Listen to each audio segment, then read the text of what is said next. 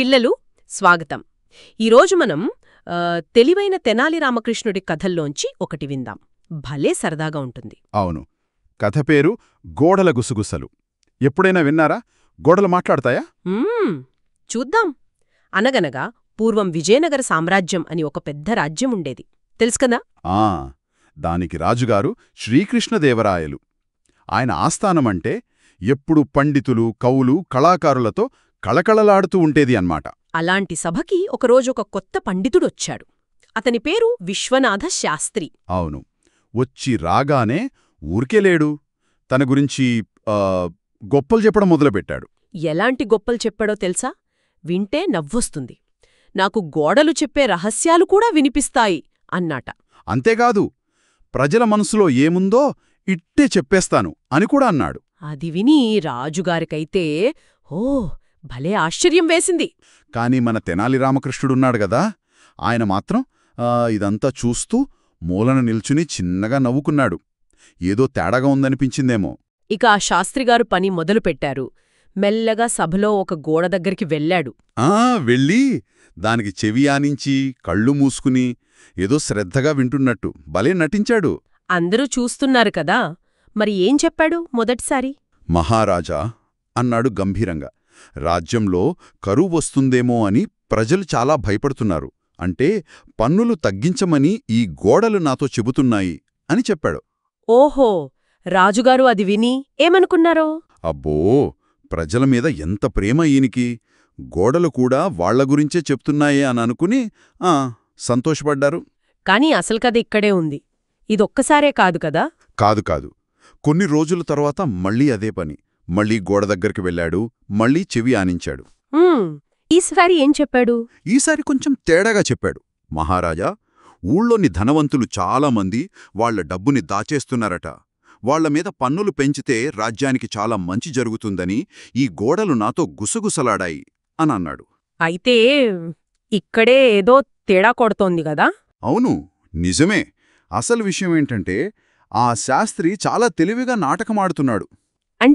అంటే కొంతమంది ధనవంతుల దగ్గర రహస్యంగా డబ్బులు తీసుకుంటున్నాడు. లంచం అన్నమాట. అయ్యో, లంచం తీసుకుని ఏం చేస్తున్నాడు? వాళ్లకి నచ్చని వాళ్ల మీద పన్నులు వేయమని, లేకపోతే వాళ్లకు అనుకూలంగా ఉండేలా రాజుగారికి తప్పుగా సలహా ఇస్తున్నాడు. అంతా గోడలు చెప్పాయని అబద్ధమాడుతున్నాడు. ఇదంతా మన తెనాలి రామకృష్ణుడు గమనిస్తూనే ఉన్నాడు. ఆయనకర్థమైపోయింది. అవును. అరే, గోడలు మాట్లాడటం ఏంటి? ఇదస్సలు నిజం కాదు, ఇదంతా పచ్చి మోసంలా ఉండే అని అనుకున్నాడు. అనుకుని ఊరుకున్నాడా? లేదు కదా. ఊరుకోలేదు. వెంటనే ఆ శాస్త్రిగారి బండారం బయటపెట్టాలని ఒక భలే ఉపాయం ఆలోచించాడు. ఆ ఉపాయమేంటో తెలుసా పిడలు? చాలా నవ్వుస్తుంది. మరుసటి రోజు సభలో తెనాలి కూడా మెల్లగా ఓ గోడ దగ్గరికి వెళ్లాడు. అచ్చమా శాస్త్రిలాగే గోడకు చెవి ఆనించి కళ్ళు మూసుకుని, అంతేనా? ఓహో అలాగా, ఏంటి అంటూ తల ఊపుతూ వింత వింత శబ్దాలు చేస్తూ వింటున్నట్టు భలే నటించాడు.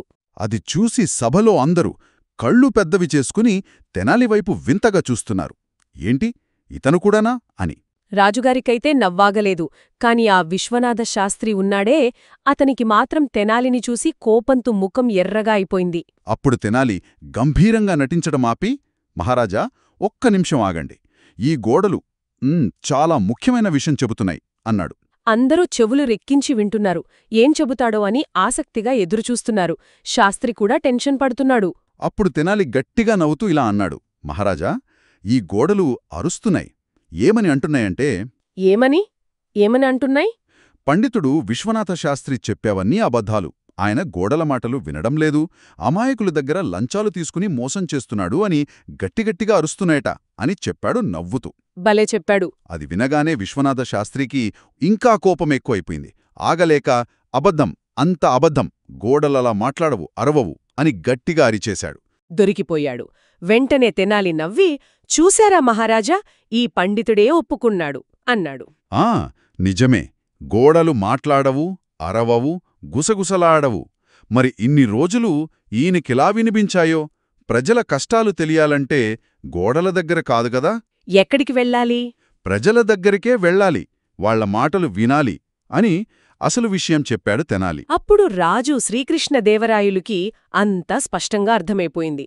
తెనాలి తెలివికి, ఆ నిజాయితీకి చాలా ముచ్చటపడ్డారు. వెంటనే ఆ మోసకారి విశ్వనాథ శాస్త్రిని పిలిచి, నీ నాటకం చాలు, ఇక నువ్వు రాజ్యం నుంచి బయటకు పో అని ఆజ్ఞాపించారు. తర్వాత రాజుగారు తెనాలిని దగ్గరికి పిలిచి, తెనాలి, నీ తెలివి అమోఘం, నువ్వు గోడల మాటలు కాదు, ప్రజల మనసులో మాట విన్నావు అని మెచ్చుకున్నారు. సభలోని వారంతా కూడా తెనాలి తెలివికి ఆశ్చర్యపోయి, తెనాలి రామకృష్ణుడికి జై అని జేజేలు పలికారు. చూశారా పిల్లలు, ఈ కథ భలే ఉంది కదా.